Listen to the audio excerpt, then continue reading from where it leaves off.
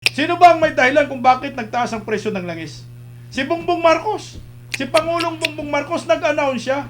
Pagkatapos na mag-announce, umalis siya. Tumakas siya papuntang Amerika.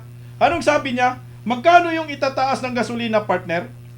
At saka yung Ibig sabihin sa kanya nagmula yung... sa kanya nagmula, anak partner. ng tina. Alam niyo ho, sa kanya nag-trigger yung pag-increase ng langis. Dahil sinabi niya na ang deposito, stocks na lang ng langis ng ating bansa ay 50 to 60 days. Tapos nagtalaga pa siya kung magkano yung itataas ng presyo ng mga langis. Nung nakaraan, nagtaas na. Ngayon, bukas, magtataas na naman. Sa 15, I think, 15 to 17 pesos ang itataas ng gasolina. Tapos dito naman sa krudo, aabot ng mga 30 yung itataas ng krudo. Si Bongbong Marcos ang nagpapataas. Bakit po tayo magtaas ng presyo ng langis?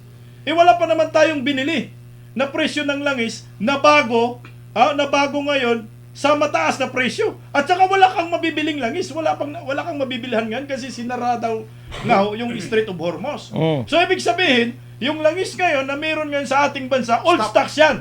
Pag sinasabi mong old stocks, so ibig sabihin hindi mo yan nabili ng mahal, kundi nabili mo yan ng mura. Bakit? Sasabihin mo sa mga oil companies, magtaas kayo ng presyo. Hindi ba basic economics 101 lang eh. Kung nabili mo ang produkto mo ng mahal, ibibinta mo ng mahal. Kung nabili mo ang produkto mo ng mura, ibibinta mo ng mura. Dapat. Ngayon, nabili mo ng mura yung langis na yan, old stocks na yan, bakit ibibinta ng mura at mismong gobyerno pa ng Pilipinas ang nagtatalaga ng presyo, partner?